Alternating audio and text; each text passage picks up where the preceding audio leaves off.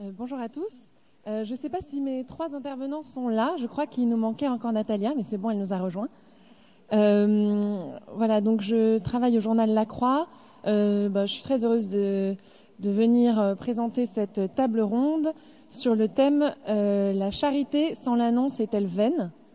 Voilà, donc je voulais juste vous relire un extrait d'une encyclique de Benoît XVI, Dieu est amour, en 2006, qui disait « Le chrétien sait quand le temps est venu de parler de Dieu et quand il est juste de le taire et de ne laisser parler que l'amour. » Or, on le sait, l'amour, c'est aussi l'autre nom de la charité. Alors, je trouve qu'il y a une tension intéressante. Est-ce qu'il y a un temps pour la charité, un temps pour l'annonce? Est-ce que ce sont deux choses qu'il faut dissocier, ou est-ce qu'au contraire, il faut chercher à les mener ensemble? Et est-ce que être dans la charité sans que l'annonce n'intervienne, c'est vain, c'est pas tout à fait chrétien, c'est regrettable? Enfin voilà, on en discutera tous les quatre. Donc je vais les appeler peut-être un par un, comme ça vous les verrez bien. Alors on a Mélanie Duflot. Voilà, bon, peut-être que tu peux me rejoindre. Donc Mélanie, c'est là, on peut l'applaudir.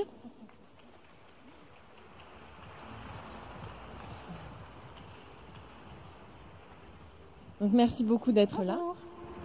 Voilà, je vais peut-être te laisser te présenter, mais je peux te dire d'ores et déjà que tu es la présidente d'Annunzio et que on connaît bien Annunzio, et que tu es aussi médecin en milieu carcéral. Voilà, il y a des choses à ajouter ou... Et je suis une heureuse femme mariée, bientôt maman, et mon mari étant ici. C'était la grande chose aussi à dire de ma vie quand même.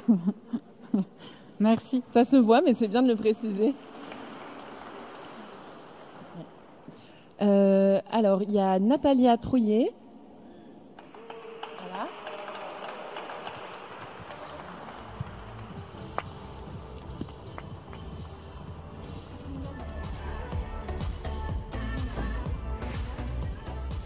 Voilà, donc je te laisse aussi te présenter. Enfin, je peux dire que tu es journaliste, que tu connais bien le monde des réseaux sociaux, des liens aussi entre la foi et Internet.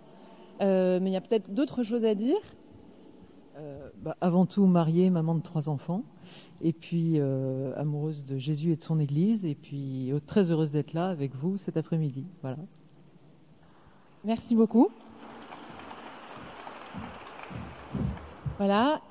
Et on a un homme avec nous, Pierre Durieux.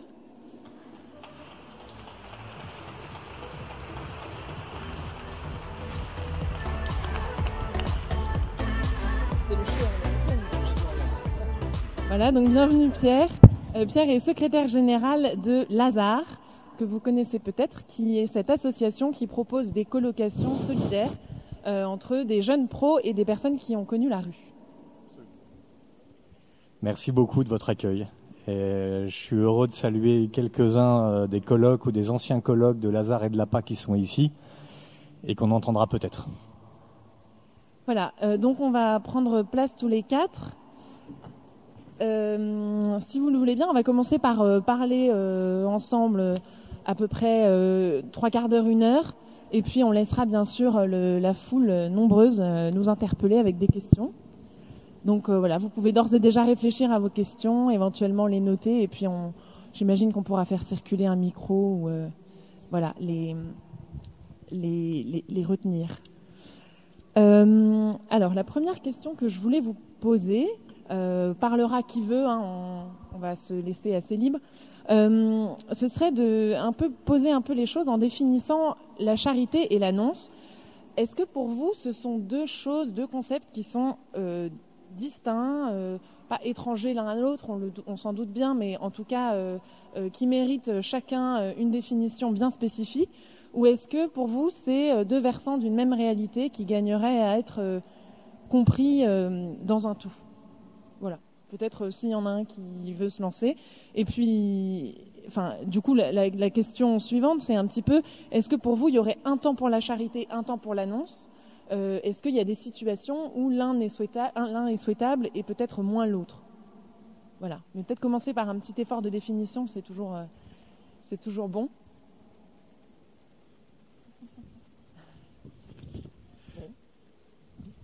Quelqu'un veut ma place?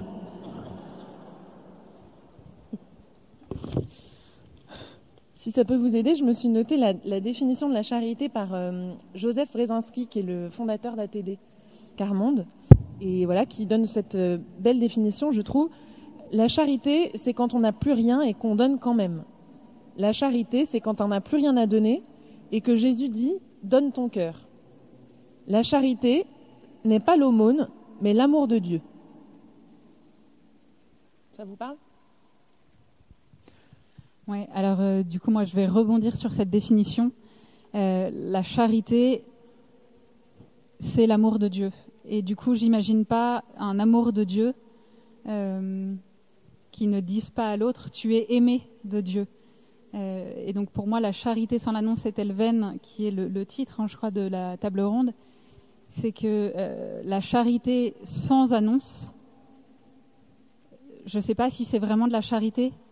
Après, la question, c'est quelle annonce, comment on annonce, quelle délicatesse dans l'annonce, quel temps. Il n'y a pas de temps pour la charité. La bonne nouvelle, ou peut-être l'exigence de la bonne nouvelle, c'est que la charité, en fait, justement, c'est tout le temps, parce que c'est Jésus qui nous demande d'aimer notre prochain. C'est le seul commandement, c'est l'amour, aimez-vous les uns les autres. Et donc, en fait, la charité, c'est 100%. Et le temps de l'annonce explicite de l'amour du Christ, lui, trouve son temps. Il y a un temps pour pleurer, il y a un temps pour rire. Comment est-ce qu'on annonce ? Mais voilà, moi, si je devais rebondir sur cette définition de la charité comme amour de Dieu, du coup, je ne pourrais pas en exclure l'annonce explicite de l'amour de Dieu envers la personne.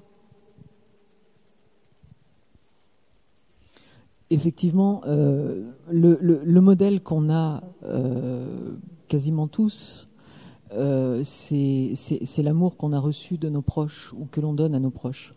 Et effectivement, alors moi qui suis épouse et mère, le modèle que j'ai de ce que peut être l'amour de Dieu, c'est cet amour-là. Et effectivement, mes enfants, mon mari, je les aime jour après jour, de manière très imparfaite. Ils seront les premiers à vous le dire, si vous les interrogez.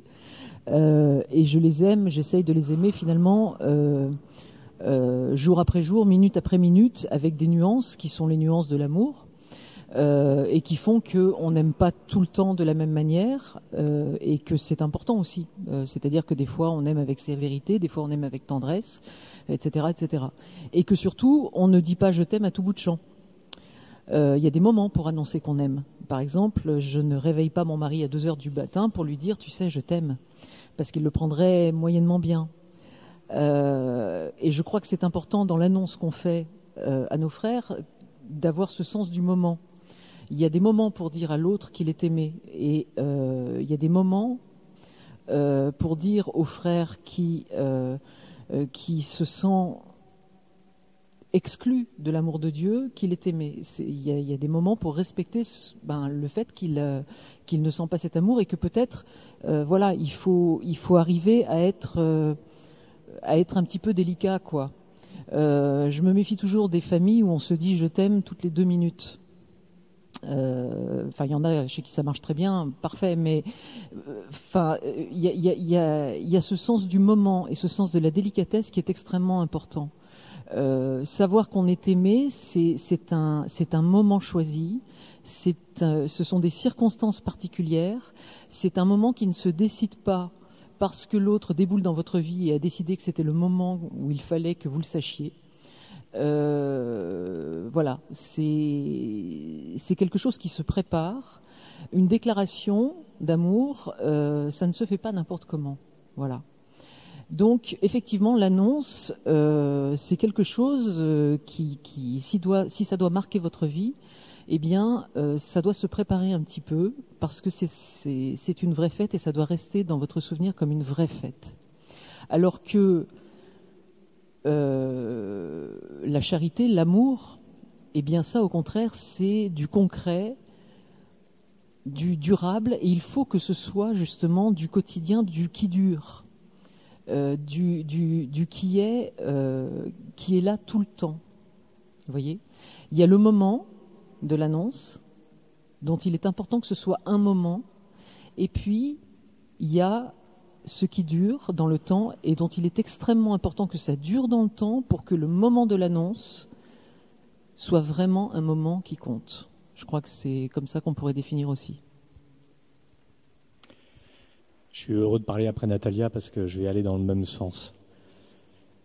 En fait, je voudrais commencer par un proverbe de la sagesse populaire. Ventre creux n'a pas d'oreille. Quand on accueille un colloque à Lazare, quand on rencontre une personne qui a connu la rue, parfois pendant des mois ou des années, notre expérience à nous, c'est plutôt de nous abstenir dans un premier temps de cette annonce. En fait, la personne, elle a d'abord besoin de choses élémentaires. Elle a eu faim ou froid, elle a connu des fragilités, des agressions parfois dans la rue extrêmement violentes. Et il nous semble qu'il serait un peu tôt pour lui dire « tu sais, tu es aimé » ou « Jésus t'aime ». En fait, à ce moment-là de son histoire, elle n'a pas besoin de ça. Le père Varillon est un prêtre qui a dit Dieu ne peut pas diviniser ce que l'homme n'a pas humanisé. Dieu ne peut pas diviniser ce que l'homme n'a pas humanisé. Et donc, la question c'est comment je prends soin des besoins élémentaires de mon prochain, des besoins aussi basiques que le sommeil, retrouver le sommeil, la nourriture, la chaleur, puis les besoins après psychologiques, en termes d'amitié, de relations, de confort, et puis finalement de ces besoins spirituels. Et ces besoins, ils se superposent, mais ils interagissent les uns avec les autres. Souvent, quand on est finalement tombé, comme on dit, dans la rue, c'est pas tout à fait par hasard, c'est que précisément les réseaux de solidarité naturelle que sont la famille et les amis ont complètement disparu. Et donc, si j'ai faim et froid de la rue, c'est le plus souvent d'abord parce que j'ai plus de parents, plus de conjoints, plus d'enfants qui sont capables de m'accueillir. Et donc, on voit que ces besoins élémentaires, en fait, sont occasionnés par ce déficit de relation. Mais ce déficit de relation, et puis parfois la maladie, et puis parfois les addictions, elles sont eux-mêmes, c'est un peu une découverte que je fais à Lazare, elles sont elles-mêmes parfois occasionnées par des besoins spirituels qui ne sont pas accomplis. Par exemple, j'ai eu la confidence d'un homme profondément alcoolique qui m'a dit qu'il avait eu besoin de comprendre justement qu'il ne se savait pas aimer, qu'il ne se trouvait pas aimable et que par conséquent, il avait ce besoin régulier de l'alcool, comme pour trouver un réconfort. Si je dis tout ça, c'est pour dire que s'il y a un temps pour aimer et puis un temps pour annoncer, de fait, c'est pas pour dire que l'annonce est moins importante, elle est peut-être le plus important, elle est peut-être finalement le cadeau le plus précieux que je peux faire à la personne, parce que ça va même guérir finalement les autres besoins dont on a parlé. Et c'est un peu comme ça que j'ai compris une chose que nous a dit le pape en mai dernier. En mai dernier, on est allé voir le pape avec une dizaine de colloques pour les 10 ans de Lazare. Et chacune, comme vous savez, c'était le confinement, c'était la période du Covid, chacune des maisons Lazare de France et de l'étranger a pu poser une question au pape, et le pape a répondu. Et alors, il y a une colloque qui a dit « Comment témoigner de Jésus aujourd'hui ?» Question simple, il ne faut pas faire plus court. Et alors, je vais vous lire le verbatim exact de la réponse du pape. Tout est dit dans cette expression « être témoin ». La vie du chrétien doit être un témoignage. Vivre avec l'évangile dans la main et dans le cœur. Une fois, lors des JMJ à Cracovie, dit le pape, pendant un déjeuner avec 15 jeunes du monde entier, un jeune étudiant m'a déjà demandé « J'ai des amis de l'université qui sont athées. Qu'est-ce que je dois leur dire pour qu'ils croient en Jésus ?» Et je lui ai répondu « La dernière chose que tu dois faire est de dire quelque chose. Il faut que tu vives selon le style de l'évangile. » Moi, cette réponse, elle m'a un peu choqué au départ. Le pape lui-même dit la dernière chose à faire, c'est de parler. Ça ne veut pas dire qu'il ne faut pas le faire, mais ça vient en dernier. Ça, je trouve que c'est intéressant. Alors, le pape continue. Témoigner. Alors, ils vont te demander, tes amis, pourquoi tu vis comme ça ? Et à ce moment-là, tu peux dire quelque chose, lui parler de la raison pour laquelle vous vivez ainsi. C'est pourquoi le mot témoin, témoigner, est très important. Parce que l'Église ne grandit pas par le prosélytisme, mais par le témoignage. C'est ce qu'a dit Benoît XVI. Et il termine, vivre avec l'Évangile dans le cœur et dans la main. Voilà, je trouvais que c'était une réponse assez inspirante, assez déconcertante en un sens. Vivre avec l'évangile dans le cœur et dans la main. Je ne sais plus qui a dit, en fait, abstiens-toi de parler de ta foi et de l'évangile, mais débrouille-toi pour vivre de telle manière qu'on t'interroge sur les raisons pour lesquelles tu fais ça. C'est intéressant cet exemple de votre rencontre avec le pape, parce que moi ça me donne envie de me tourner vers Mélanie et parce qu'en tant que présidente d'Annunzio, comment est-ce que tu entends cette réponse un peu déconcertante, comme tu le dis, Pierre? La dernière chose à faire, c'est peut-être de parler. Parce que Annunzio, on le sait, évangélise dans la rue, interpelle les gens, etc. Alors, donc déjà, comment est-ce que tu réagis à cette parole du pape? Et puis, est-ce que pour toi, dans ton travail de médecin, est-ce que cette question de l'annonce, elle intervient aussi, ou est-ce que pour le coup on est plus dans une forme de service, alors peut-être que tu l'appelles charité, mais l'annonce est vraiment en retrait? Donc, il y a 3 questions là, hein, si j'ai bien compris. Alors d'abord pour réagir à ce que disait Pierre, effectivement cette phrase du pape, je crois qu'elle s'adressait à Lazare, dans ce que vit Lazare aussi, et qui effectivement marque combien justement cette annonce doit s'incarner en fait dans une réalité déjà vécue, dans des actes déjà posés, et finalement pour que ça soit authentique et crédible, mais que ça doit quand même venir parce que en fait il faut rendre à Dieu ce qui lui appartient et ce qui vient de lui. Et si cet amour que vous pouvez vivre au quotidien vient de Dieu, il est juste de pouvoir dire vraiment cet amour vient de Dieu, et tous les actes que tu vois, tout l'amour qu'on te donne vient de Dieu. Maintenant, je ne sais pas ce que dirait le pape s'il parlait à Annunzio. J'espère qu'il ne dirait pas de notaire. Mais nous, ce que nous vivons à Annunzio, c'est en fait dans un tout autre espace-temps, mais cette même annonce qui est vécue aussi dans une relation. Et c'est quelque chose sur laquelle on insiste beaucoup. Donc Annunzio, pour ceux qui ne connaissent pas, c'est un mouvement d'évangélisation qui existe depuis 2008 et dont un des grands axes est d'organiser des missions, de faire de la mission.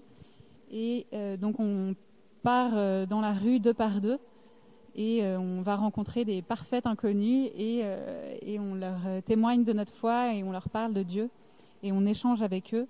Et puis on leur propose éventuellement de rentrer dans les églises quand elles ne sont pas fermées par le Covid, de pouvoir prier, de pouvoir déposer une intention, une bougie.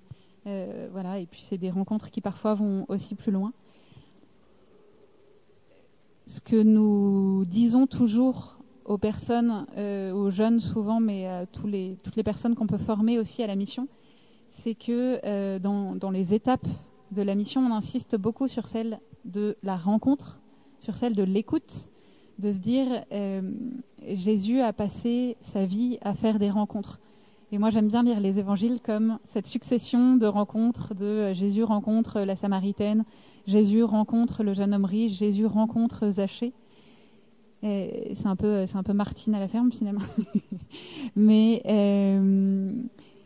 et en fait, dans chacune de ces rencontres, Jésus est pleinement présent et la personne rencontrée vit pleinement un moment avec Jésus.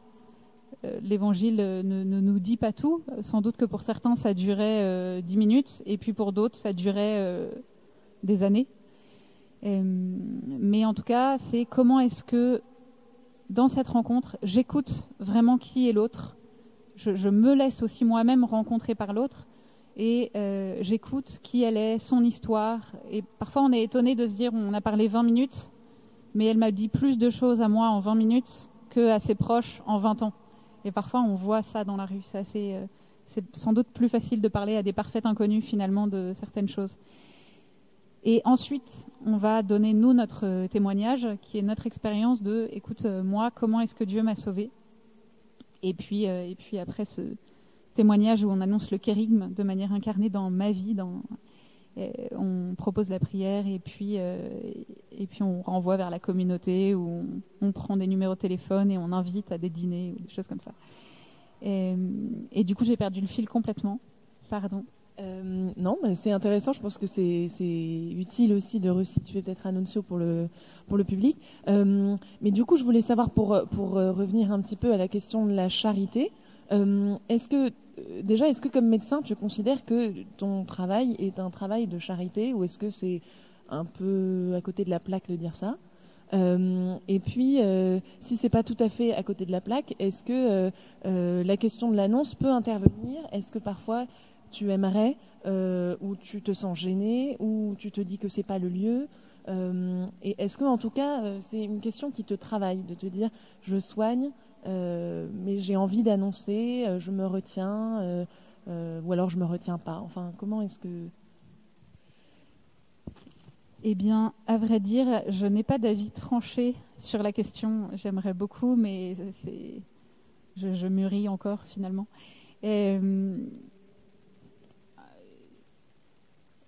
Donc je suis, je sais plus si tu l'as dit, mais médecin en prison, donc dans un contexte aussi particulier. Même si médecin, c'est déjà bien pour annoncer l'amour de Dieu. Ce que je dis souvent, et ce que je crois, c'est qu'en tant que membre d'Annunzio, je vis beaucoup l'évangélisation directe, explicite. Donc où pour le coup, j'annonce complètement cache la couleur, puisque souvent la rencontre commence en disant « Bonjour, nous sommes de jeunes catholiques et nous venons dans la rue pour rencontrer les gens et parler de Dieu. » Donc on ne peut pas trop se planquer après une phrase comme ça. Dans mon métier, il est évident que je n'accueille pas mes patients comme ça dans mon bureau.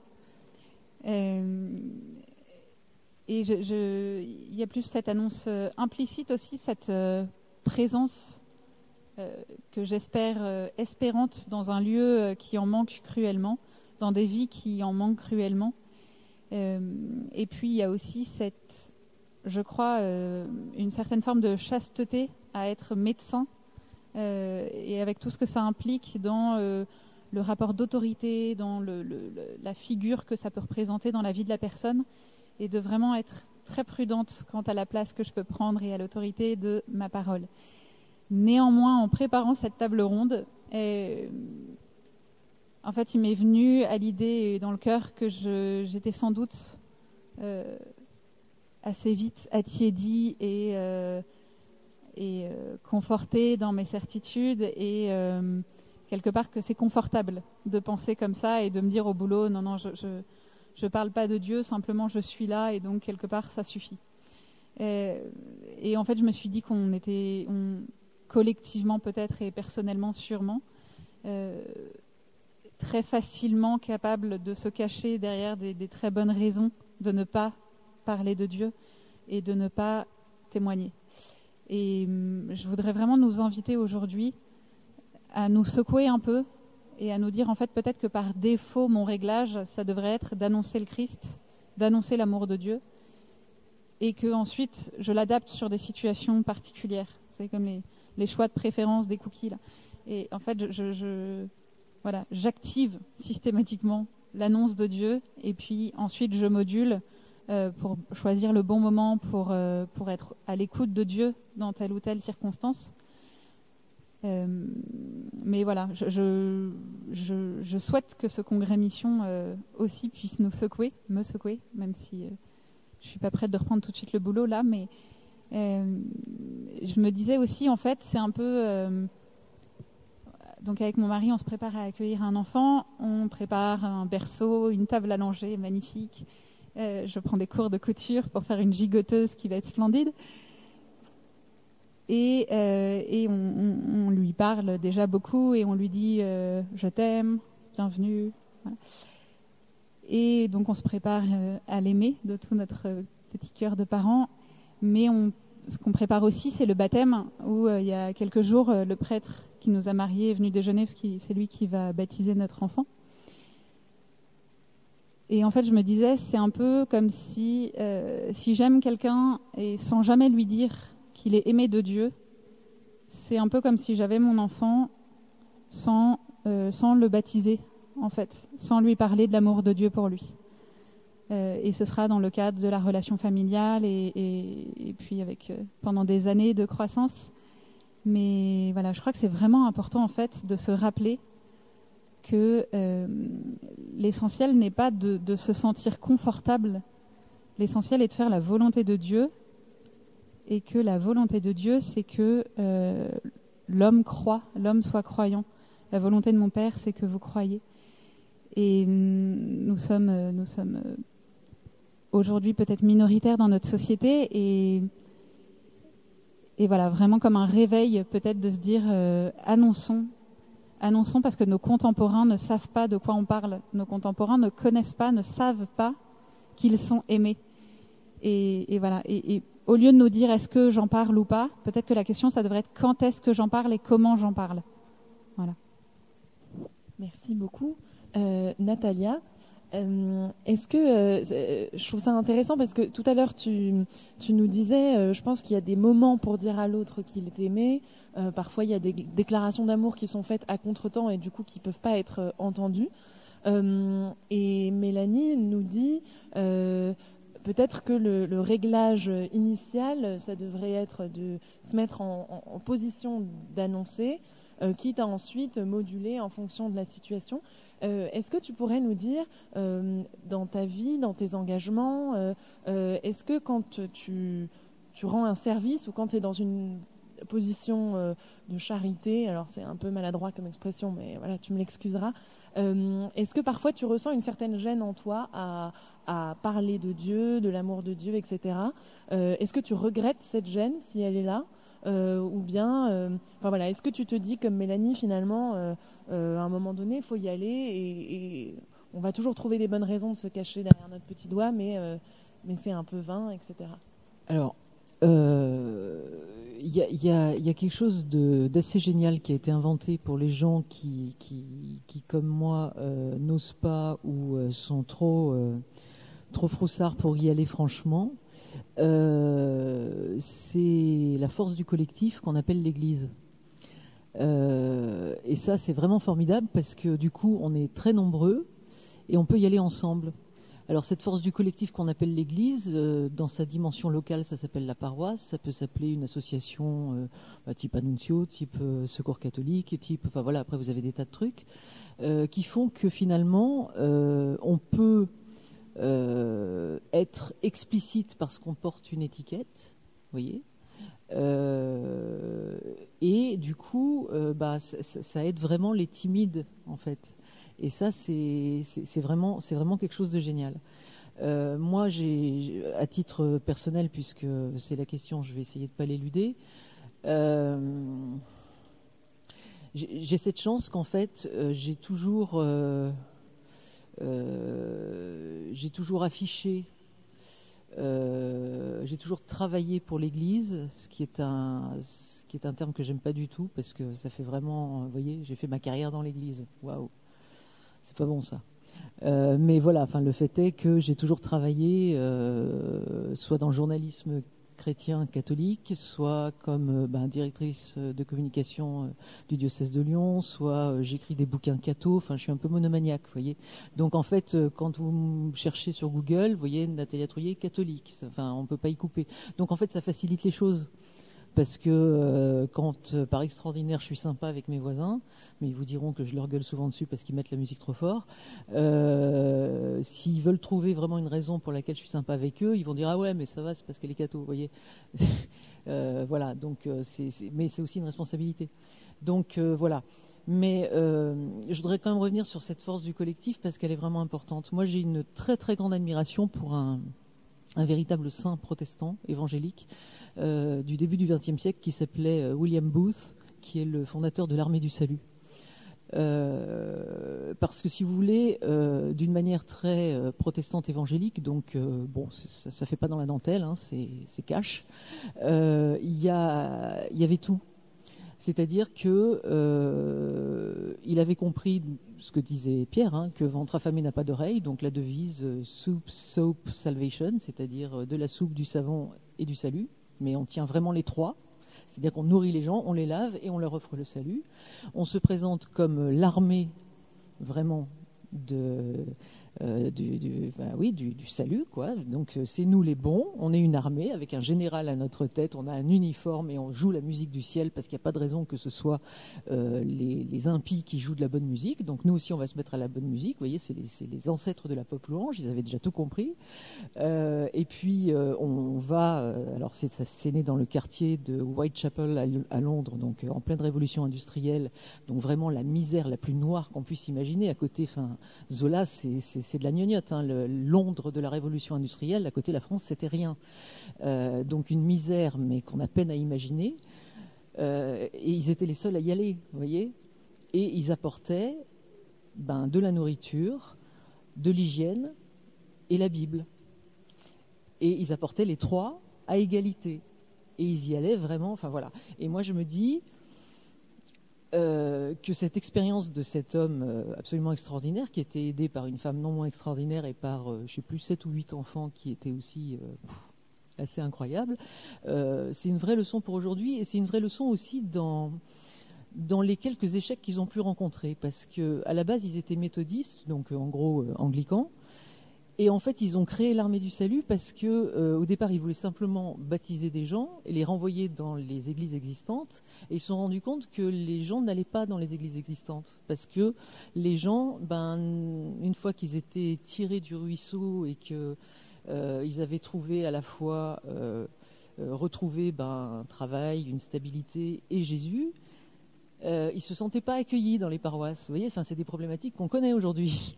Et donc, ils ont créé leur propre congrégation, ce qui n'est pas très gênant dans l'évangélisme, si vous voulez, mais qui pose question quand même, vous voyez. Donc voilà, moi je me dis, il y a des expériences aussi du passé qui sont à relire et qu'on pourrait vraiment relire avec quelques profits aujourd'hui. J'entends tout ça et je me dis, on a aussi parfois toutes nos théories, tous nos plans sur ce qu'il faut faire, sur ce qu'on ne fait pas, sur là où on est bon, là où on devrait être meilleur. Et puis il y a des choses qui nous réveillent, c'est vrai, qui nous bousculent. Et moi je voudrais évoquer aussi la figure du plus pauvre. Le plus pauvre lui-même, il évangélise. Je voudrais vous raconter une anecdote pour être beaucoup plus clair. Récemment, la présidente d'une région que je ne nommerai pas vient visiter une de nos maisons. C'est une visite de courtoisie, mais il y a aussi un enjeu financier. Est-ce que la région va donner un peu une subvention pour tel ou tel aspect de la maison? Bon, alors vous imaginez que dans ce genre de situation, on lave la maison, on nettoie la maison, on a des débats du genre on va passer par là, comme ça on évite la chapelle. Certains se demandent s'il faut peut-être même pas décrocher un tableau qui serait un peu trop bon Dieu-zard ou des choses comme ça. Bon, très bien. Et donc la présidente arrive. On est autour de la table, la visite se passe parfaitement bien, tout est sous contrôle. Et là, on a Christian, qui est parmi nous aujourd'hui, Christian qui prend la parole et qui dit « Madame la Présidente, il faut savoir une chose. Lazare, c'est une association très catholique. Alors, Jésus est ressuscité les morts, et Lazare ressuscite les SDF. » Donc on était tous là. Et en fait, Christian, il a saisi sa chance, il avait envie de le dire. Et la présidente, elle voit Christian qui est heureux de partager son expérience et de dire ça. Et elle l'a très bien pris. Et puis elle dit, je vois ce que vous cherchez à vivre ici. Et en fait, elle n'est pas choquée. Et je me dis, parfois, effectivement, on a nous-mêmes nos propres filtres, nos propres réserves. On est plein de pudeur et on a peut-être raison. Mais voilà, la personne plus vulnérable, plus cabossée, en un sens, elle a plus de liberté aussi pour dire les choses. Et ça nous fait du bien. Un deuxième exemple assez rigolo, c'est un colloque très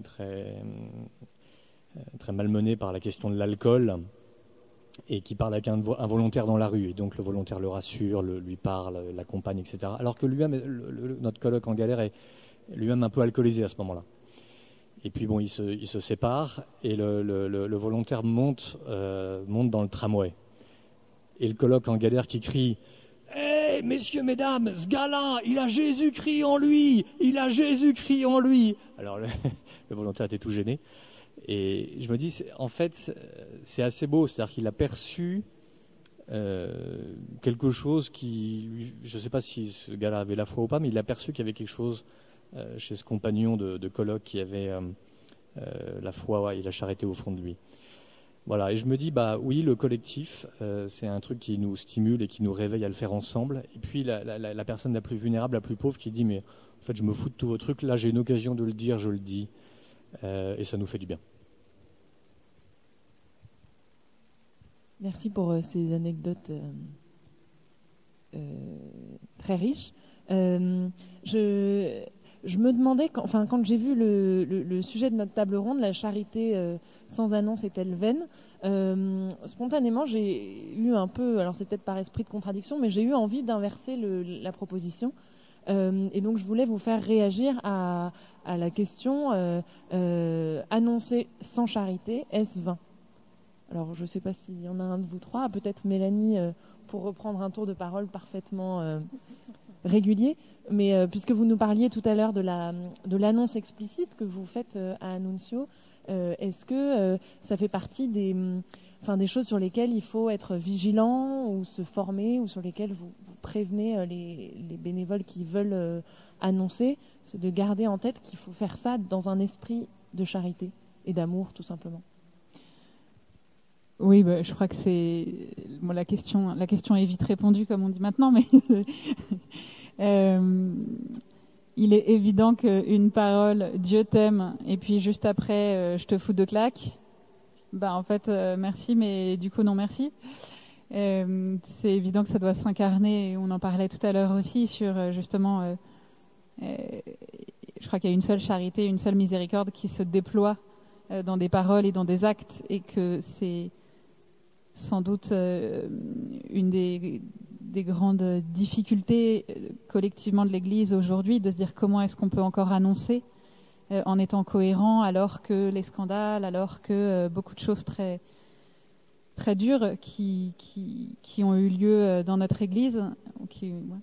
Et comment est-ce que... on va pas rentrer, c'était le sujet d'une autre table ronde, donc on va pas rentrer là-dedans. Je vais nous épargner ça collectivement. Mais oui, c'est sûr que l'annonce nous invite à une très grande exigence. Et pour le coup, moi, je vois très bien ça avec mes collègues. Donc que je vois évidemment tous les jours ou presque, qui savent maintenant, après plus de 2 ans de présence en prison, qui savent que je suis quelqu'un de très très croyant. Ça me fait toujours rire, cette manière que souvent les gens non croyants de dire mais toi t'es très très catholique. Et donc je suis très très catholique, et donc ça nous invite, ça nous oblige, ça m'oblige en tout cas à une très grande exigence dans la cohérence, c'est-à-dire telle personne où j'ai pas beaucoup d'atomes crochus, ou alors sur une situation professionnelle on va être en désaccord, comment est-ce que j'en parle, comment est-ce que je vais m'autoriser ou pas à critiquer cette personne dans sa manière de travailler ou dans sa manière d'être, comment est-ce que je parle des autres, comment est-ce que je me comporte avec les autres, comment est-ce que des exemples tout bêtes, mais comment est-ce que j'offre régulièrement le café et pas je ne fais pas attention, et en fait ça fait 2 semaines que je me fais offrir le café et c'est sympa aussi. Mais voilà, c'est les tout petits trucs du quotidien, et je pense que c'est là aussi qu'on est attendu pour ne pas donner de ce qu'on appelle le contre-témoignage. Et donc quelque part, il faut aussi se mettre dans cette posture-là, parce que je crois que c'est finalement un très bon moyen pour nous de nous auto-piéger et de nous obliger à la sainteté au quotidien. C'est de se dire, en fait, je n'implique plus seulement moi, mais aussi le regard que la personne à côté de moi va se dire, de toute façon, les cathos, est-ce que c'est ça, ou est-ce que en fait c'est ça? Voilà. Une réaction à ma gauche? Oui, je suis très heureux de rebondir sur cette phrase en disant 2 choses. D'abord, on a beaucoup dans nos maisons à Lazare d'occasions de témoigner, des écoles en particulier qui demandent le témoignage de colloques. Et certains colloques deviennent experts dans le témoignage. C'est bien et c'est pas bien. Il peut y avoir une petite question de starification, et on est vigilant à ça. Mais on encourage bien sûr les colloques à aller témoigner. Et pour la raison que tu as dite, c'est-à-dire même si ton témoignage finalement est peut-être un peu trop édulcoré, un peu trop rose, un peu trop beau, il te met face à tes réalités, peut-être à ce que tu vis pas assez ou pas bien ou pas du tout, Et du coup, ça nous invite à la conversion. Et donc ça, c'est vrai qu'on constate ça. Le colloque qui revient, qui dit, bah oui, j'ai parlé, je sais pas trop quoi, de l'affection fraternelle et du pardon, mais enfin bon, en gros, ça fait quand même 3 jours que j'ai pas réussi à pardonner à mon colloque de ne pas avoir, je sais pas trop quoi, éteint la lumière ou le robinet avant-hier, pour prendre des exemples récents que j'ai en tête. Voilà. Ça, c'est une première chose. C'est vrai que le témoignage nous oblige à une plus grande conversion. Et puis l'autre jour, je lisais un livre du père Sérac, en préparant notamment cette table ronde, et il raconte ça. Il raconte qu'un jour, il y a un Indien qui était un élu local et qui fait un discours et qui le prend à partie et qui lui dit Père Sérac, si vous croyez vraiment à votre évangile, si vous croyez vraiment que en agissant auprès des pauvres, vous touchez le cœur de Dieu lui-même, alors je vous en supplie, faites davantage. Et c'est vrai, faites davantage. Parce que franchement, on pourrait croire qu'on n'y croit pas complètement, quoi. Est-ce qu'on fait vraiment assez? Est-ce qu'on fait bien? Et j'ai trouvé que c'était une interpellation très forte. C'est-à-dire, annoncer, ça nous oblige du coup effectivement à être dans le davantage, dans le plus, dans le mieux. Pas grand-chose à rajouter, si ce n'est que ça marche aussi avec les enfants. Heureux es-tu qui a encore le temps béni où le tien ne parle pas encore. Mais Pierre et moi pouvons témoigner que les enfants sont nos premiers juges et qu'ils perçoivent assez vite le caractère très très catholique de leurs parents et qu'ils sont les premiers impitoyables juges à dire on est dimanche. Tu ne vas pas à la messe aujourd'hui, maman? Ah. Pourquoi? Etc. Enfin, il y a des... Voilà, donc c'est bien, ça nous oblige vraiment. Non, mais nous, ce sera pas pareil. Oui, bien sûr. On en reparle dans quelques années. Table ronde l'an prochain. Peut-être une dernière question, et puis après on prendra les questions de la salle. Voilà, j'espère qu'elles sont nombreuses. Est-ce que, en préparant cette table ronde, on avait pris le temps de faire chacun un petit échange téléphonique, et vous êtes plusieurs à m'avoir dit que finalement ça vous dérangeait un peu parce que quand on dit la charité sans l'annonce est-elle vaine, on a l'impression qu'on se positionne forcément du côté de l'émetteur de la charité et l'émetteur de l'annonce. Donc ça part de nous, ça va vers quelqu'un d'autre, et puis peut-être même que ça descend. Et donc ça vous mettait un peu mal à l'aise cette image-là, et je comprends. Est-ce que là aussi il n'y a pas un renversement à faire en se disant la rencontre avec la personne fragile telle qu'elle se vit notamment à Lazare par exemple, elle me met plutôt en destinataire de cette annonce et de cette charité. Finalement les choses s'inversent. Est-ce que vous pourriez nous dire dans votre expérience concrète, voilà, tous les trois ou l'un de vous trois, si vous avez déjà vécu ce renversement et comment est-ce qu'il se manifeste?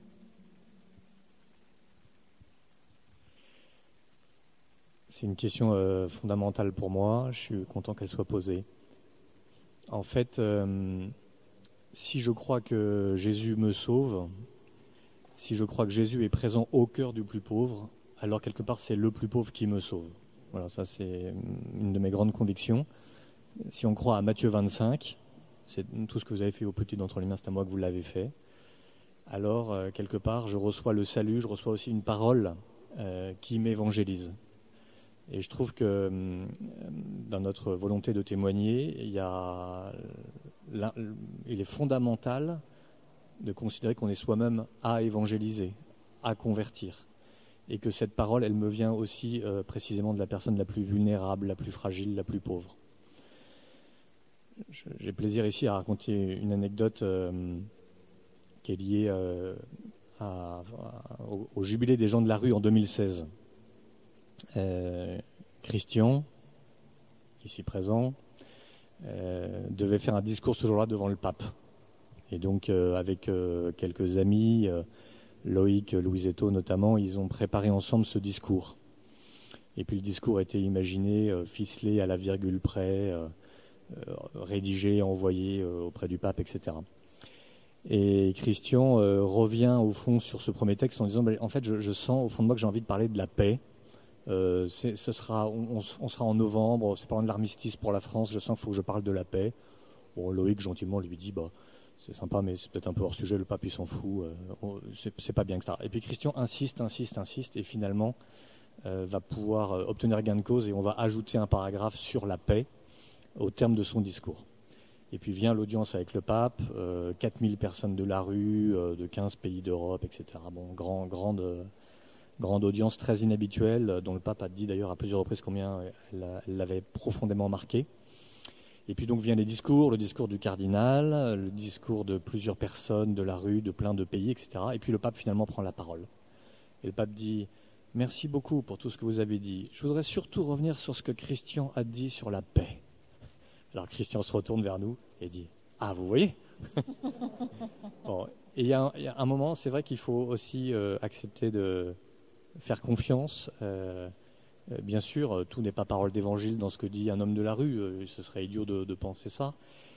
Mais il y a aussi des petits trésors, des fioretti qui sont cachés ici ou là et qu'on aime à trouver, à écouter, à entendre et qui sont des appels à notre propre conversion.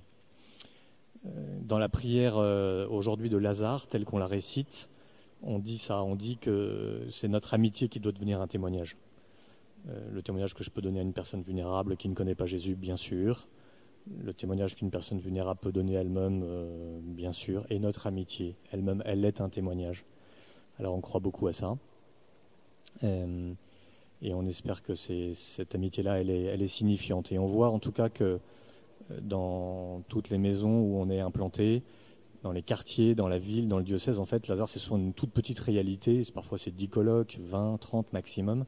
Mais en fait, c'est très important, c'est très repéré, c'est très identifié.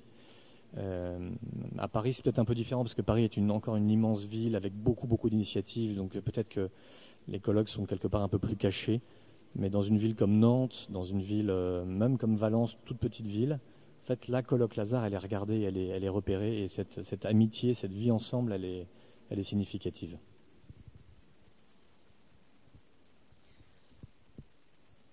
Il y a on pourrait résumer l'évangile à ces deux phrases qui sont comme deux pôles, et finalement notre vie est en tension entre les deux. Matthieu 25, que Pierre rappelait à l'instant, ce que vous faites au plus petit d'entre les miens, c'est à moi que vous le faites. Donc c'est très clair. Et cette autre phrase, tout aussi claire, allez de toute nation, faites des disciples. Et finalement, nous voici avec ces deux phrases, ces deux directives aussi claires l'une que l'autre, à essayer de naviguer toute notre vie chrétienne. Et finalement, peut-être que la façon dont nous pouvons rassembler ce fil en tension entre ces deux pôles, c'est notre propre conversion qui en entraînera d'autres. Il n'y a que notre conversion qui entraînera d'autres conversions peut-être. Et effectivement, ma conversion, elle se fait à la suite du pauvre. Il y a un père de l'Église dont j'ai perdu le nom, pourtant je l'ai écrit dans un livre, vous imaginez un peu, qui disait quelque chose de très beau. Il disait qu'en fait les pauvres étaient les bénitiers à l'entrée des églises et que finalement, quand on vient prier dans une église sans purifier sa prière en se couvrant d'eau bénite, eh bien, la prière ne montait pas parce qu'elle n'était pas pure. Et j'aime beaucoup cette image, l'idée que finalement c'est en passant par le pauvre qu'on se purifie. Je crois que toute la vie chrétienne, elle est là. Et il y a quelque chose qui n'est pas forcément propre à notre génération. Je crois que ça a toujours été une tentation du christianisme, c'est de se faire un petit peu des nœuds au cerveau pour chercher qui est le pauvre. Qui est mon prochain, c'est déjà dans la Bible. Hein. De se dire, mon Dieu, mais où vais-je trouver ce pauvre qui a l'air si formidable et qui peut peut-être m'ouvrir la porte du paradis? Comme si on était finalement dans l'embarras de se trouver des pauvres. C'est un peu lunaire comme question, parce que finalement, des pauvres, comme disait Jésus, on en aura toujours. Et on n'a pas l'impression que ça manque tant que ça. Et pourtant, on a souvent l'impression, quand on s'interroge entre nous, en paroisse, dans nos mouvements, etc., que parfois on est en manque de pauvres. On en cherche. Il y a des paroisses où on va en chercher très très loin. Et je crois que ça vaut le coup, en fait, de se mettre à regarder un peu plus attentivement parce que en fait, on n'a qu'à se regarder, quoi. des pauvretés, c'est pas ça qui manque. Et c'est pas du populisme paroissial que je fais là. Je veux pas dire que oui, on est tous pauvres et que finalement toutes les pauvretés se valent, etc. Non, c'est pas ça. Mais je crois que le grand âge est une pauvreté, une précarité extrêmement douloureuse aujourd'hui, et que ça touche nos paroisses du fait de la démographie des catholiques. Je crois que la précarité sociale du fait de la situation avec la Covid, c'est quelque chose qui est en train de s'abattre sur nos paroisses également, bien que les catholiques soient d'un milieu un peu plus privilégié que les autres sociologiquement. Je crois que la famille, c'est quelque chose qui est fragilisé en ce moment, et que du coup les solidarités familiales sont moins là. Et je crois qu'il faut que vraiment nous fassions plus attention les uns aux autres. Voilà. Alors, est-ce que on a encore une bonne demi-heure devant nous? Donc voilà, on va vous faire participer évidemment. Je ne sais pas s'il y a un micro qui peut circuler ou si... Ah oui, avec le Covid, c'est peut-être compliqué. Alors, vous pourrez parler fort pour ceux qui auraient des questions. Oui. Je vais reformuler. Hein.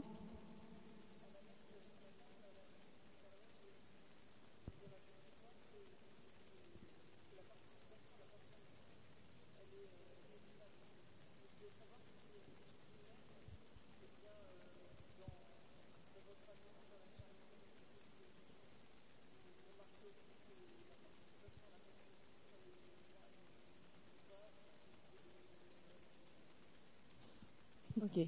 Alors on nous dit que ce matin à la messe, un prêtre a dit que quand on est croyant, quand on est chrétien, participer à la passion du Christ, c'est inévitable. Voilà. Donc la question qui vous est posée, c'est est-ce que dans votre vie, dans vos engagements, en ce qui concerne l'annonce et la charité, il y a une dimension comme ça de passion?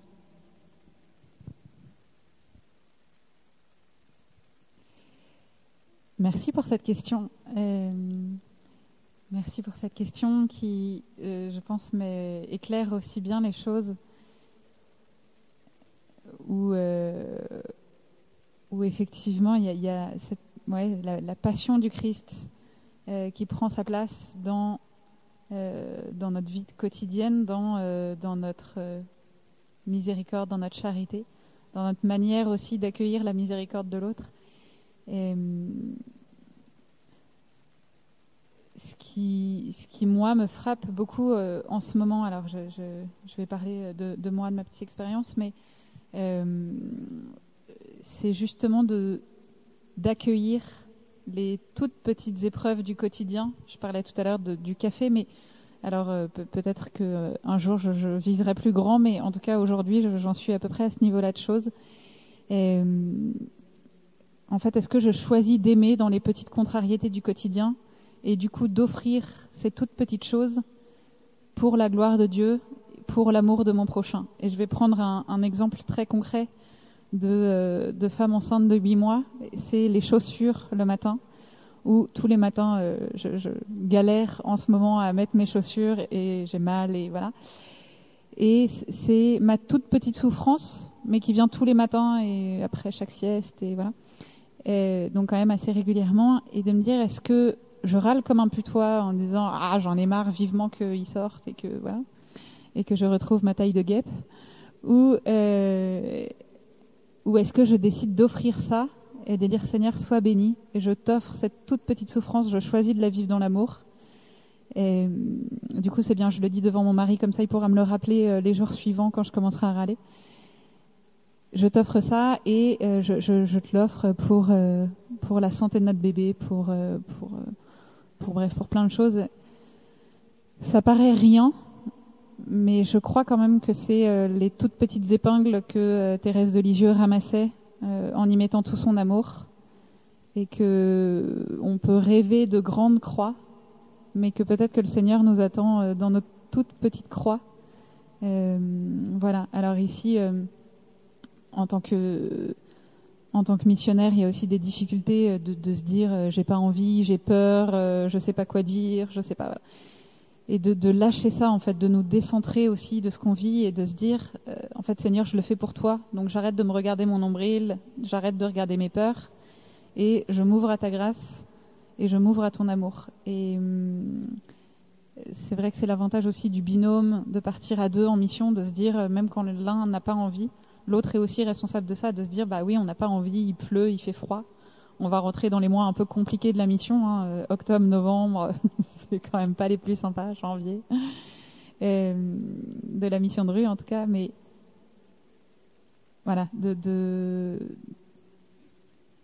en fait la petite souffrance n'a du sens que si, je crois, hein, que si on l'offre vraiment et qu'on la vit pleinement, pas qu'on la minimise, pas qu'on dit non mais en vrai ça va, c'est rien. Bah, en fait, si c'est ce que moi je vis et je choisis de l'offrir à Dieu. Voilà.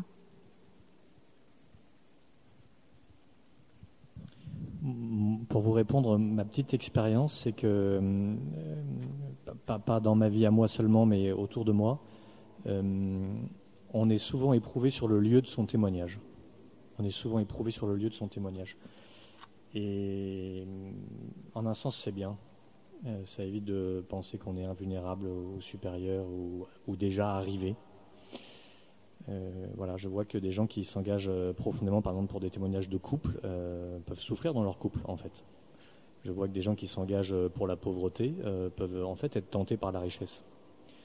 Je vous donne un exemple. On a une maison à Marseille. On a une maison en ce moment qui n'a plus de maison, justement. La maison Lazare de Marseille n'existe plus parce qu'on n'a plus de maison.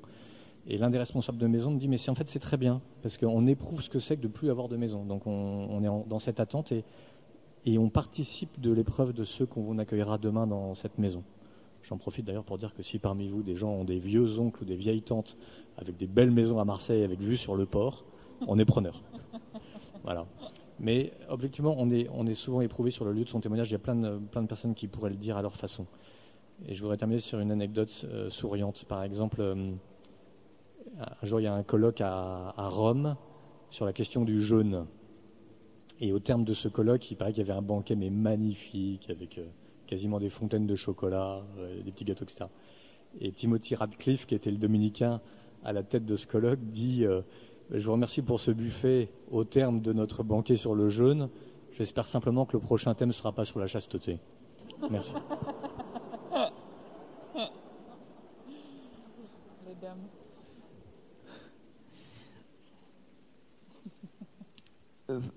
Elle est belle, votre question. Elle est d'autant plus belle que vous avez une vingtaine d'années, je pense. 18 ans. Et elle témoigne, je crois, d'une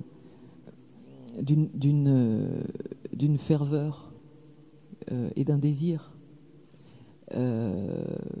qui est magnifique et que j'espère vous garderez, qui est le désir de brûler pour le Seigneur. Ce désir-là, il est dans la Bible, hein, c'est dans 1 Colossiens, je crois. Je souffre dans ma chair pour compléter ce que Jésus a souffert, quelque chose comme ça. J'ai 2 biblistes confirmés là qui lisent la Bible 2 fois par jour, alors que moi c'est juste une fois. Et c'est vrai que vécu comme ça, la souffrance, ça change tout. Mais on souffre pas moins. Il se trouve que j'ai reçu le sacrement des malades à Lourdes, comme sûrement beaucoup d'entre vous. Peut-être pas à Lourdes, mais enfin on est sûrement nombreux à avoir reçu ce très beau sacrement qu'est le sacrement des malades. Et le prêtre, au moment de me le donner, m'a dit justement que maintenant je portais avec le Christ un peu du poids du monde. Et je trouve ça assez génial. Mais on souffre quand même. Et c'est pas toujours facile de souffrir. C'est pas toujours facile d'offrir cette souffrance, même si on sait qu'il y a un sens derrière. Et vraiment, je vais prier pour vous parce que ce désir qu'il y a chez vous, il est magnifique. Voilà. Est-ce qu'il y a d'autres questions ? La charité, sans l'annonce me pose problème. Parce que si on n'annonce pas la couleur de pourquoi on fait la charité, quand j'étais jeune, la charité était pratiquée par les chrétiens. Aujourd'hui, l'État s'est mis un petit peu dans cet organisme. Et souvent, quand la charité n'annonce pas sa couleur, elle peut être considérée comme un dû par la personne. Donc elle ne produit aucun fruit. C'est-à-dire qu'on ne peut pas dire je fais la charité parce que je suis chrétien. Si vous voulez, les gens disent à quoi j'ai droit. Et je trouve que c'est dommage parce que ça sert à rien. Si vous voulez, ça sert à quelque chose parce qu'ils en profitent, mais disons que ça ne transmet pas l'amour de Dieu aux gens. C'est ce qui me semble. Et je trouve que Lazare, vous annoncez la couleur, même si vous ne faites pas une annonce de la foi chrétienne, vous annoncez, vous dites quand même, la charité, c'est parce que on est chrétien. Et souvent, j'ai eu des témoignages de gens qui participaient au secours catholique et tout ça, qui étaient choqués parce que quand ils arrivaient, on leur disait, mais qu'est-ce que je vais avoir pour Noël? C'était un dû. Et je trouve que c'est un petit peu jeter quelque chose dans l'eau sans fruit, quoi. Ça ne me porte pas trop.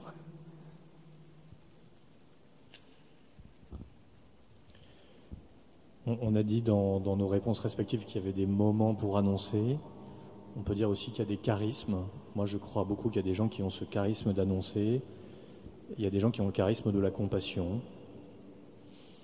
Et puis, je pense que Jésus lui-même nous a laissé des indications un peu contraires et qu'elles nous parlent différemment en fonction des moments et des circonstances. Je voudrais juste prendre cette phrase.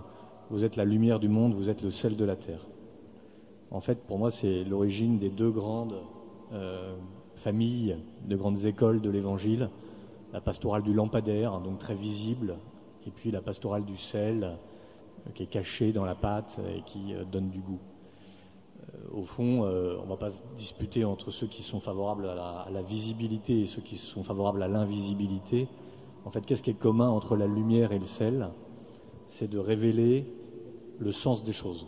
La lumière, elle révèle les couleurs, et le sel, il révèle le goût. Et donc, en fait, quoi que je fasse, que j'aime, que j'annonce, que je serve, etc., est-ce que je révèle le sens des choses, le sens profond des choses? Bien sûr, pour vous, pour moi, le sens profond, c'est que Dieu nous aime, qu'il a donné son Fils unique et qu'il nous sauve. Voilà. D'une manière ou d'une autre, qu'est-ce que je fais pour révéler ça? Peut-être ça peut être très visible, peut-être que pour une part, ça peut être caché. Et je crois que voilà, dans ces grandes indications de Jésus, il y a une très grande liberté. Et après, voilà, que chacun fasse avec son talent, son charisme, ses appels aussi. En fait, qu'est-ce qui me rend heureux? Quel est le moment où je me réalise le mieux quand je fais tel ou tel aspect de la mission? C'est une question assez personnelle, en fait, aussi.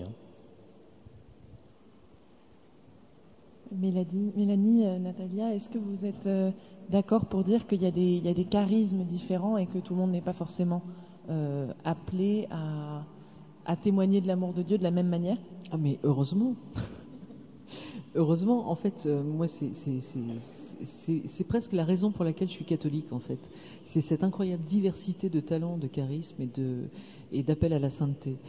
Quand je me dis que quand on sera au ciel, on retrouvera des saints aussi différents que, je sais pas, Saint Marie-Grignon de Montfort et qui on pourrait trouver qui soit son complet opposé, je sais pas, quelqu'un comme l'abbé Pierre sans doute, ou vous voyez, enfin des gens qui n'ont pas du tout ni la même spiritualité, ni le même mode d'action, enfin c'est quand même incroyable de penser ça.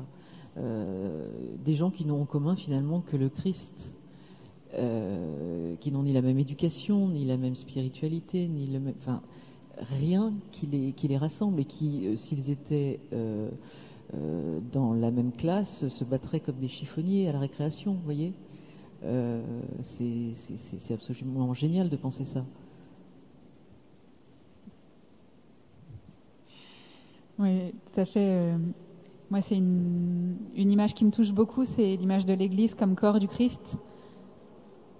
Et où c'est bien dit, si la main parle au pied en lui disant ça va pas, enfin, parce qu'en fait il y en a qui sont des mains et il y en a qui sont des pieds. Et imaginez juste si on était tous des mains, ça ferait un corps un peu pas très fonctionnel. En fait, donc il est bon qu'on se reçoive tous les uns les autres comme membres du même corps du Christ et d'accueillir aussi notre diversité de vie, d'histoire, de sensibilité, et je parle même de sensibilité liturgique, par exemple, pourquoi pas, soyons fous. Et c'est un de mes combats aussi et je pense que le Congrès Mission aussi dit ça, c'est que l'Église entière est faite pour évangéliser. Et pas un groupe de spécialistes, pas Annuncio qui va dans la rue et puis du coup tous les autres on peut dormir tranquille parce que le taf est fait. En fait non, le but du Congrès Mission c'est justement de dire à chaque croyant, à chaque baptisé, comment est-ce que toi tu évangélises. Et voilà, nous on fait un congrès, on te propose plein de trucs, des centaines d'ateliers, de tables rondes, d'intervenants, et de se dire on est vraiment tous faits pour annoncer, mais chacun avec qui on est et avec notre talent, notre charisme que Dieu nous a donné et dont il a besoin. Et peut-être qu'encore une fois, on se regarde un peu trop le nombril, mais peut-être qu'il faut se recentrer sous le regard de Dieu et de se dire, Dieu m'a donné et me donne et veut m'utiliser comme instrument pour sa gloire, pour son annonce, pour que son amour puisse enfin, il serait temps, atteindre les extrémités de la terre et le cœur de chaque homme. Et du coup, je crois vraiment qu'il faut essayer tous d'arrêter de se regarder et de se dire un tel ça va pas, c'est pas exactement bien, c'est pas comme ça qu'il faut prier, c'est pas comme ça qu'il faut parler, c'est pas ça qu'il faut penser. On n'est pas un lobby, on n'est pas un mouvement politico-social ou je sais pas quoi, on est le corps du Christ et ça nous dépasse tous très très très largement pour le coup.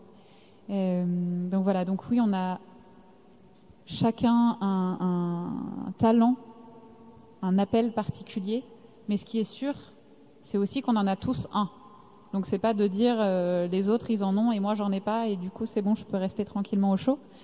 Ce serait un peu trop facile. La bonne nouvelle, c'est qu'on est tous concernés. La mauvaise nouvelle, c'est qu'on est tous concernés.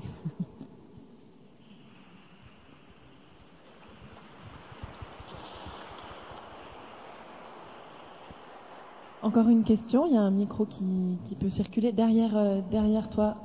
Ah, bon, on viendra vers vous plus tard.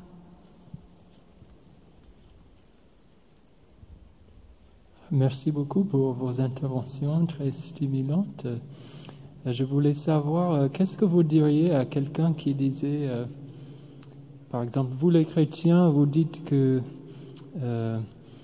vous aimez les gens, vous pratiquez la charité, mais en fait vous êtes intéressé parce que c'est à cause du commandement de Dieu, c'est parce que vous voulez aller au paradis ou bien parce que vous dites que c'est vraiment Jésus dans moi que vous aimez, c'est pas vraiment moi que vous aimez.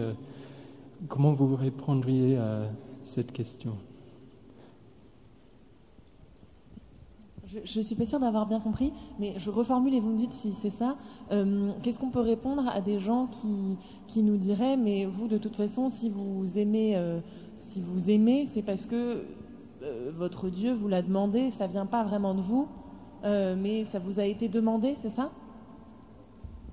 Oui, et aussi juste, ils peuvent dire aussi que c'est pas vraiment les personnes elles-mêmes que vous aimez, c'est Dieu, c'est Jésus dans les pauvres.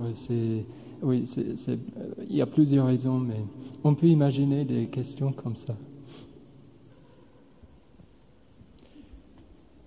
Moi, j'ai une anecdote récente comme ça. Effectivement, un colloque disait à l'un de ses colloques, tu dis ça ou tu fais ça parce que tu es chrétien, mais il le disait dans le mauvais sens du terme, en disant effectivement tu fais ça parce qu'en gros c'est pour la récompense du paradis, ou je ne sais plus quel mot il avait employé, mais c'était un peu l'objection que vous posez.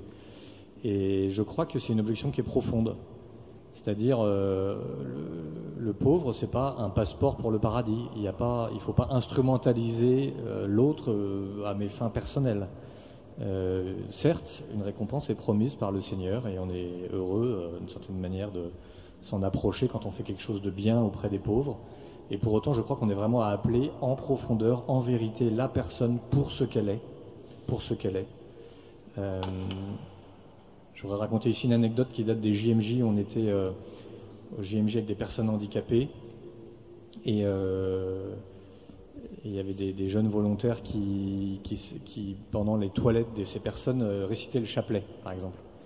Et je me souviens d'un évêque qui était venu et qui avait assez vertement repris ces jeunes en disant « Mais attendez, faites la toilette, quoi. Vous n'êtes pas là pour prier, c'est-à-dire qu'il y a un temps pour tout, là encore. Donc vous n'êtes pas là en train de dire « Bon, je fais la toilette, et puis etc.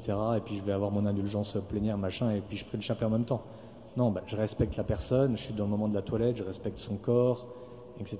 Et donc d'aimer la personne pour ce qu'elle est, de l'écouter en profondeur, c'est pour moi un des grands enjeux de la vie communautaire aujourd'hui, de la vie ensemble dans nos colocations, c'est quel temps est pris pour écouter en profondeur la personne dans ce qu'elle a à dire, pour ce qu'elle confie, pour elle-même et non pas pour une autre raison. Si quelqu'un vous dit ça avec cette dose de provocation-là, c'est qu'il veut entamer une relation avec vous, et une vraie relation. Et finalement, la seule chose à lui répondre, c'est « chiche ». Try me, comme disent les Anglais. Allons-y. Essaye-moi, tu verras bien. Tu verras bien si le fait de voir Jésus en toi m'empêche de t'aimer ou m'aide à t'aimer encore mieux, encore plus. Je crois que c'est la seule réponse qui vaille.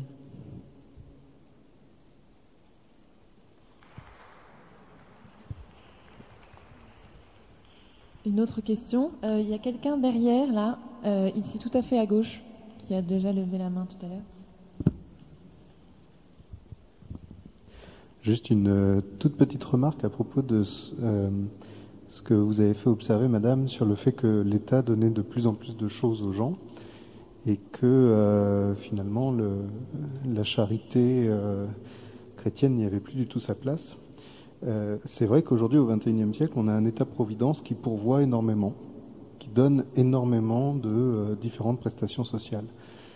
Et c'est justement cela aussi qui parfois plonge les gens dans la rue, dans une drôle de situation. Souvent, lorsque je discute avec des gens qui sont à la rue, ils me parlent de leur démarche administrative. C'est-à-dire qu'ils me parlent du fait que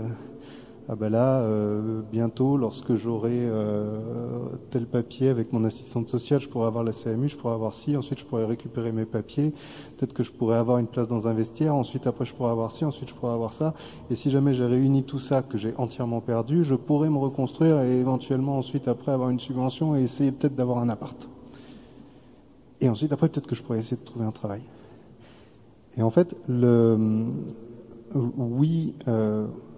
les prestations sociales donnent beaucoup, mais elles créent aussi une misère. Et c'est aussi pour ça, je pense, qu'il faut avoir une réponse charitable adaptée, c'est-à-dire qu'aujourd'hui, finalement, lorsqu'on discute avec des gens dans la rue, on s'aperçoit que parfois, on peut les aider en leur donnant une pièce, et parfois, on peut aussi les aider en leur disant, je sais pas, tu veux que je t'aide à faire des papiers ? C'est-à-dire, tu veux que je t'aide à aller justement vers cet état-providence théorique auquel tu n'as pas le droit, pas accès, auquel tu ne peux pas accéder pour le moment. Et finalement, de certaine manière, la charité aussi, ça peut être ce petit levier-là, c'est-à-dire, moi au moins j'ai cette compétence de pouvoir t'expliquer comment est-ce qu'on remplit un CERFA. Et c'est déjà une première façon de pouvoir enclencher. Et je voudrais juste rebondir sur le fait, apporter un tout petit témoignage. Je suis dans une équipe d'aumônerie de prison et en prison, les gens sont nourris, logés, blanchis par l'État et grâce à vos impôts. Et pourtant, je me suis entièrement retrouvé dans ce qu'a dit Pierre tout à l'heure à propos du fait que lorsque les gens n'ont rien, il faut d'abord commencer par leur donner la chose et ensuite on peut l'annoncer. C'est-à-dire qu'il faut d'abord commencer par donner à toi à manger et ensuite, après, on va parler de la providence. Même en prison, lorsqu'on est dans une équipe d'aumônerie, quand on rentre dans une cellule, les gens ont beau être nourris, logés, blanchis, on rend compte des gens qui sont tellement bas dans leur cellule ou dans les groupes bibliques, ou à la messe lorsqu'ils viennent, que finalement il faut d'abord les accueillir doucement pour qu'ils se reconstruisent, les écouter longuement, et ensuite, après, essayer de mettre Jésus là-dedans. Mais d'abord être présence d'évangile, et ensuite annoncer l'évangile. Peut-être, Mélanie, que tu peux rebondir sur le milieu carcéral que tu connais et sur la juste attitude à avoir avec des détenus, savoir, voilà, peut-être pour rebondir à la question qui n'était pas vraiment une question mais plutôt une remarque, ou bien sinon Pierre, puisque on revenait aussi un peu sur ce que tu as dit. Enfin voilà, je vous laisse. En une phrase, je me souviens de cette sortie d'un de nos colloques vis-à-vis d'Étienne, qui est à l'origine de la première colocation Lazare et de l'association Lazare. Ce colloque avait dit à Étienne: au fond, tu es la première personne qui n'est pas payée pour passer du temps avec moi. C'est-à-dire, oui, en France, il y a des travailleurs sociaux, je peux aller au GEM, je peux aller dans plein d'endroits où je vais trouver de l'aide, etc. Mais pour la première fois, toi, tu passes du temps avec moi alors que tu n'es pas payé pour le faire. Ça fait une vraie différence.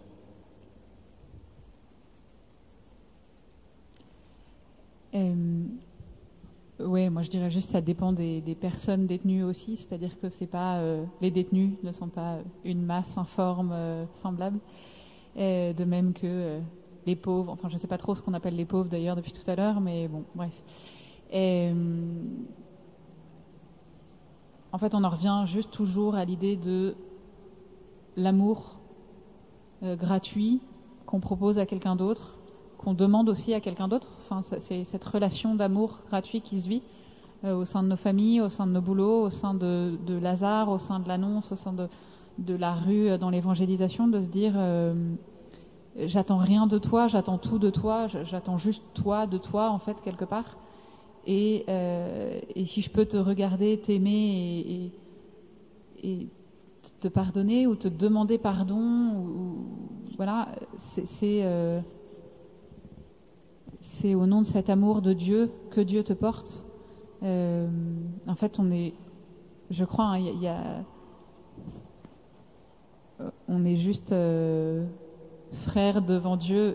Quand on se reçoit comme enfant de Dieu, ça change forcément le rapport aux autres croyants, mais aussi le rapport aux gens dans la rue, aux gens en prison, aux gens dans nos boulots.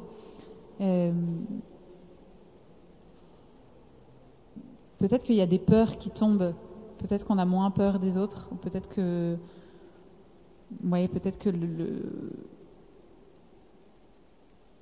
peut-être qu'on est juste blindé de peur et que l'amour de Dieu et d'essayer de s'approcher de cet amour de Dieu pour l'autre nous aide à faire tomber ces peurs et nous aide à regarder l'autre comme un homme d'abord et pas comme un pauvre ou quelqu'un que moi je vais pouvoir aider parce que je suis sur mon grand cheval blanc et qu'en fait pas trop. Oui, je sais pas trop quoi dire de plus intelligent à ça. On va prendre encore une ou deux questions avant de clore notre table ronde. Moi, j'ai une question, si j'ai le droit. Moi, je voulais vous demander un peu dans Annuncio et Lazare, comment est-ce que vous assurez du coup que l'annonce et la charité vont toujours de pair? Moi, j'ai été marqué par une évangélisation de rue, justement, avec Annuncio, où quelqu'un m'a dit, en fait, si tu es chrétien et que tu as Jésus, normalement, en fait, tu es censé être meilleur que moi, faire mieux les choses que moi, parce que tu me dis que Jésus, il t'apprend plein de choses, donc tu le fais forcément mieux que moi. Et moi, je me demandais, en fait, dans quelle mesure est-ce qu'on pourrait pas imaginer Lazare sans Jésus, en fait, une colocation solidaire par l'État, par des gens de très bonne volonté. Et qu'est-ce qui fait qu'au fond, le fait qu'on ait la foi change Lazare. Et aussi pour Annuncio, qu'est-ce qui fait que en fait, quand on annonce aussi avec charité quand on rencontre les gens.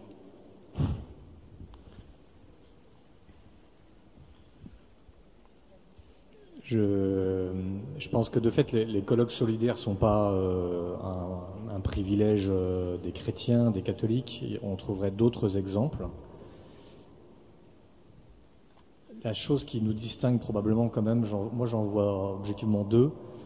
Les volontaires qui s'engagent à Lazare s'engagent à une vie de prière, et en particulier ils récitent le matin les laudes ensemble. Et je pense que c'est essentiel pour la vie de la colloque, parce que dans la prière des laudes, comme vous le savez, on récite les psaumes, et dans ces psaumes sont contenus tous les sentiments du cœur humain, y compris celui de l'injustice et de la colère et de cette souffrance que je peux porter pour l'un de mes colocs, ou peut-être même contre l'un de mes colocs. Et c'est comme si cette prière au quotidien venait nourrir leur engagement et la conforter, et donc l'enraciner. Puis la deuxième distinction, c'est qu'on essaye de former les colocs pour cette vie ensemble, qui est quand même pas... La vie ensemble, c'est jamais simple, faut dire la vérité, mais à plus forte raison avec des personnes qui ont des parcours aussi différents et aussi cabossés. Et du coup, on insiste beaucoup sur la place du pardon.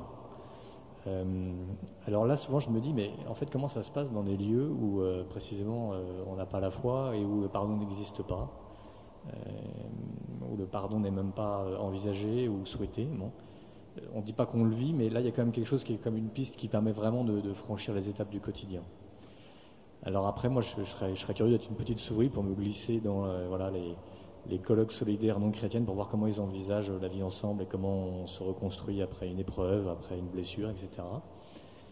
En tout cas, oui, je vois dans la prière, dans le pardon, deux points très particuliers qui font de Lazare aussi un peu des piliers de notre identité.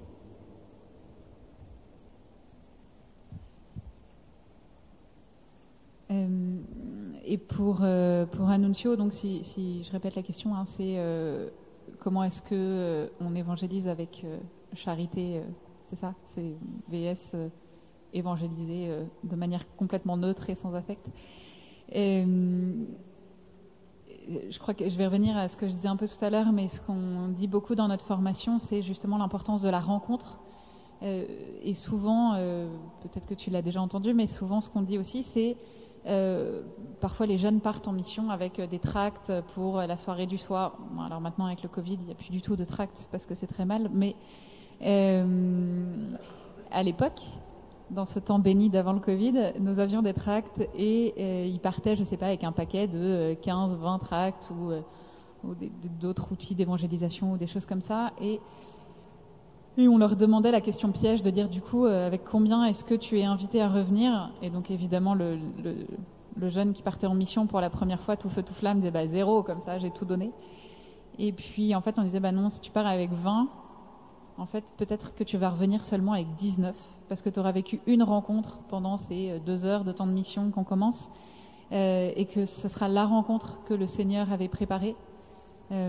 Voilà, donc je crois que c'est la première forme de charité qu'on peut déployer dans l'évangélisation de rue, c'est de ne pas être là pour diffuser le message au plus possible, au plus grand nombre possible, mais c'est vraiment de se laisser mener par Jésus, par l'Esprit Saint, de dire Seigneur, montre-moi la personne dont tu as préparé le cœur, montre-moi la personne qui a vraiment besoin aujourd'hui d'entendre parler de toi, de ton amour, et de prendre le temps de la rencontre. Et d'oser s'installer aussi dans des rencontres de 1 demi-heure, 45 minutes, 2 heures. Ça m'est déjà arrivé de passer, je ne sais pas mon record, parce qu'à vrai dire, je ne compte pas vraiment, mais je pense à une rencontre qui avait bien duré au moins 1h30, qui s'était terminée dans l'église, et puis on était ressortis, et puis voilà. Mais cette charité aussi que je trouve un tout petit signe que je trouve très beau quand on revient de mission, on vit souvent un temps de prière devant le Seigneur où on confie les personnes rencontrées. Et donc on confie, alors si certains ici sont parisiens, lyonnais ou lillois, il y a des missions d'évangélisation mensuelles par Annunzio. Et donc il y a toujours ce temps à la fin où on confie les personnes rencontrées comme un bouquet où tous les missionnaires disent les prénoms à voix haute en même temps. Voilà, dans un souci d'efficacité et d'effusion jaillissante. Et on remet vraiment chaque personne à l'amour de Dieu. Et moi, il y a beaucoup, les rencontres qui m'ont le plus marqué sont des rencontres dont j'ai encore le prénom des gens, alors même que certaines se sont passées il y a plusieurs années et que je suis particulièrement mauvaise pour retenir les prénoms des gens. Voilà, c'est cette attention à l'autre. Ouais. On arrive au terme de notre table ronde. Je suis désolée pour ceux qui avaient encore des questions. Merci beaucoup à nos 3 intervenants. Et puis merci à vous.